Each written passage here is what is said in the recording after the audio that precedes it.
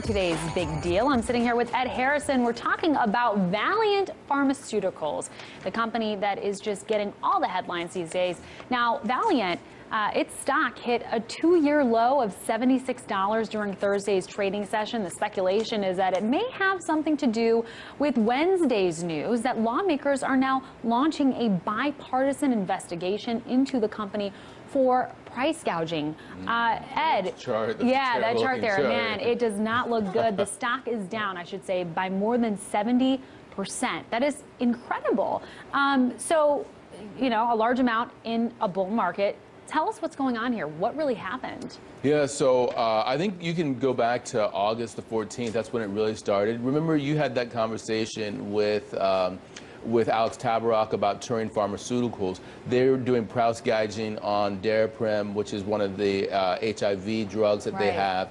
And so, as it turns out, Valeant was doing the same thing. And so Bernie Sanders and Elijah Cummings got together and investigated this price gouging, or so-called price gouging, in August. By September 28th, it went to 18 Democratic leaders who were calling for a subpoena from the country because they were outraged that this was happening. The overall market was down, but Valeant went down 16% that day.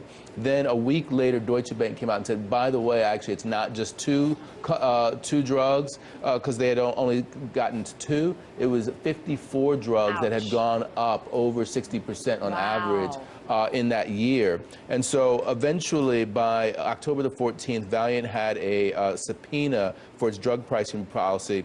And later, it came out that there was a company related to Valeant called Philidor, which is a specialty pharmacy company, which was engaged in dubious billing practices to insurance companies. And so all of this came to a head, and you know, the price just tanked as a result. It's amazing. I mean, we were just talking about how it snowballed really from there, from that Turing Pharmaceuticals scandal, if you want to call it a scandal. Now, it's interesting because questions, in addition to the price gouging, they've got another issue, because questions are now arising over whether Valeant is actually a roll-up. And I want you first to explain what that really means. Yeah, so basically, it's not just these dubious practices and potential ethics around that, but it's the fact that their whole strategy is to go out, buy lots of companies, roll them up into a conglomerate company, and then do sort of aggressive accounting tricks in order to... As they merge? As they merge. Oh, okay. And then you think somehow that this is a company that's growing exponentially, but the real problem is you have no idea what the real financials look like. So there's no steady state financials for Valeant, and you have to basically take the word of the company that things are proceeding well. So it's basically superficial. Well, that's, you know, exactly what Berkshire Hathaway Vice Chairman Charlie Munger says he finds really problematic, and he's laid out a few gripes that he has with the company. I know he mentioned ITT. What have been his biggest critiques?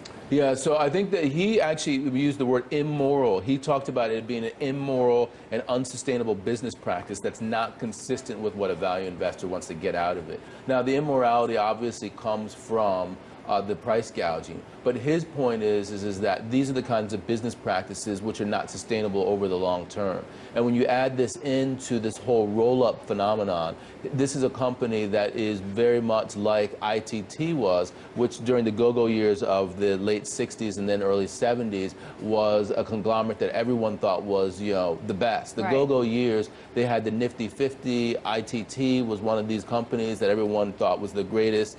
But as it turns out, really, they didn't have very good organic growth. Wow. And then the whole thing fell apart, and they had to split up the conglomerate. Yeah, and those theories became pretty clear when the company, I guess, tried to acquire Allergan. Tell me about that. Yeah, so when Valeant tried to acquire Allergan, the Allergan people, they took a look at what was there, and they said that actually we don't want to be involved with this company because basically the board said, when we look at the R&D, these guys are spending 3% on R&D, so they're not an R&D company at all. All they're really doing is gimmicking stuff, and in fact, when they buy these other companies, they cut their R&D to the bone. So really, this is all about marketing, accounting, aggressive roll-ups, etc. We do not think that this is a company that merges at all well with our strategy. Do not allow them to take us over. Right. So that merger never happened. So there was a lot between the lines, and they were able to sniff it out then. There's one person who seemingly called this a long time ago, and that's Jim Chanos, and he seems to be pretty aggressively calling out, all the, the bad dogs, I guess, in the business. Tell me what it is that he saw that other people on Wall Street didn't see. Yeah, I think that he saw fast growth of a company that it wasn't clear what their business strategy was other than financial engineering. So when you see a company that is financially engineered and that's growing so fast, you got to wonder, is that sustainable? And when he looked under the hood and looked into their 10Ks, he saw all of these things that we're talking about with regard to the roll-up strategy, and that's when he started to short sell the company. Indeed. It's important to be skeptical, keep that thinking hat on. Ed Harrison, thanks so much for weighing in on that. We love hearing from you guys. Tweet at all of us, Aaron Aid, Edward NH, Bianca Fascini, Amira David. Remember, you can see all the segments featured on YouTube. Make sure you check us out there. We'll see you next time, guys. Take care.